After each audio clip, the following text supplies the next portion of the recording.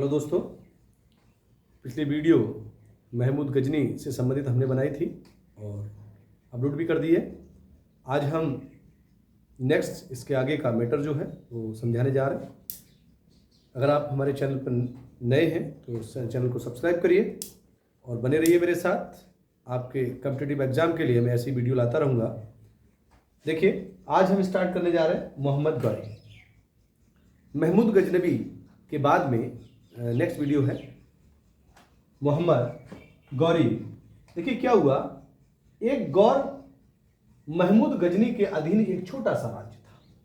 जो महमूद गजनी था उसके अधीन एक छोटा सा राज्य था। गौर के अधीन एक छोटा सा साम्राज्य था। 1173 ईस्वी में शहाबुद्दीन मोहम्मद गौरी, यही इसका पूरा नाम था, मोहम्मद गौरी का शहाबुद्दीन मोहम्मद गौरी गौर राज्य का शासक बना। इसको गौर राज्य का शासक बना दिया गया।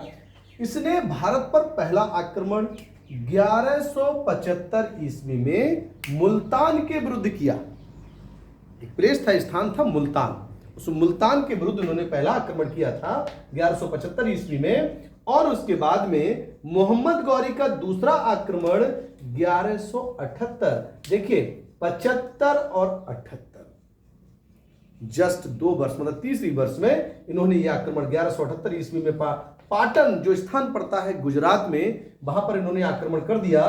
पर हुआ यहाँ का जो शासक था भीम सेकंड बड़ा बलशाली राजा था। भीम सेकंड ने गौरी को बुरी तरह से परास्त किया। ये सफल नहीं हो पाए, इन्हें सफल नहीं होने दिया पाटन में, जो कि यह स्थान गुजरात में पड़ता है। आगे बढ़ते हुए मोहम्मद गौरी द्वारा लड़ा गया प्रमुख लड़े गए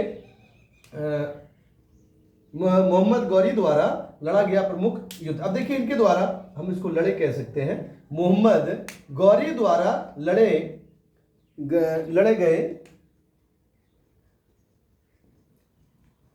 प्रमुख युद्ध हैं। मोहम्मद गौरी द्वारा प्रमुख युद्ध लड़े गए हैं। देखिए तराई का युद्ध, वो 1191 जो तराई के क्षेत्र पड़ता है उसमें ये युद्ध हुआ था। और गौर यहां पर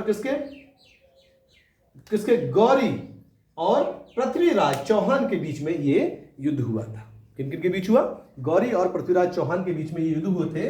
तराई का प्रथम युद्ध 1911 ईस्वी में गौरी और पृथ्वीराज, गौरी का मतलब मोहम्मद गौरी और पृथ्वीराज चौहान के बीच में हुए, जिसमें पृथ्वीराज विजयी हुए। पृथ्वीराज चौहान ने मोहम्मद गौरी को बुरी तरह से परास्त किया और पकड़ लिया था। लेकिन ऐसी कोई हिस्ट्री में कहा गया है कि जब इन्होंने पृथ्वीराज चौहान ने मोहम्मद गौरी को पकड़ लिया था तो ये कहा जाता है कि भाई हम तुम्हारे साथ क्या सलूक करें, क्या बर्ताव किया जाए तुम्हारे साथ। लेकिन मोहम्मद गौरी ने कहा था कि जैसे एक शत्रु दूसरे शत्रु के साथ जो बर्ताव करता है वैसा करिए। लेकिन क्या एक चूक कर दी, पृथ्वीराज चौहान ने मोहम्मद गौरी को छोड़ दिया और छोड़ने के बाद ये वहां से वापस चला गया।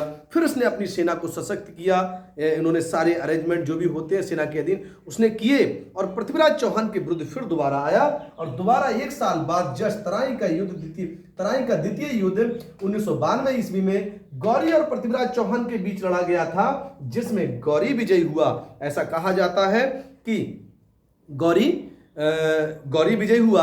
अब गौरी ने पृथ्वीराज चौहान को पकड़ लिया तो ये कहा जाता है कि मोहम्मद गौरी ने कहा था कि आपने मुझे बख्श दिया, आपने मुझे छोड़ दिया, लेकिन मैं छोड़ने वाला नहीं हूं, क्योंकि पृथ्वीराज चौहान बड़े अच्छे निशानेबाज थे।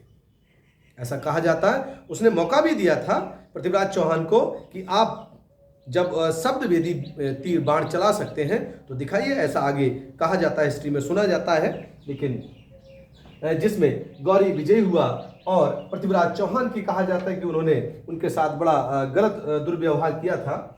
उसके बाद में चंदावर का युद्ध जो जयचंद और गौरी के बीच में हुआ था, चंदावर का द्वितीय युद्ध 1194 ईस्वी में गौरी एवं जयचंद, जिसमें गौरी की विजय हुई, फिर गौरी नहीं हारा। उसके बाद जब इनका एक गुलाम था जिसका नाम था इनका गुलाम था जो थे जिन्हें हम कह सकते हैं मतलब इनकी मृत्यु तो लगभग 1206 ईस्वी में हो गई, क्योंकि पहले गुलाम प्रथा हुआ करती थी, गुलामों को बेचने की और आगे बहुत सारी प्रथाएं उसमें चला करती थी।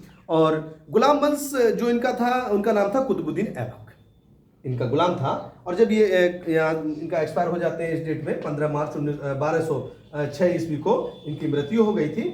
और उसके बाद में इनका जो गुलाम था जिसका नाम था कुतुबुद्दीन ऐबक, उन्होंने फिर 1206 ईस्वी में गुलाम वंश की नींव रख देते हैं। और फिर प्रक्रिया आगे की जो वीडियो है वो हम आगे अपलोड कर देंगे। इसी तरह पहले इसका अध्ययन कर लीजिए और मेरे साथ बने रहिए, चैनल को सब्सक्राइब करिए। बहुत बहुत धन्यवाद।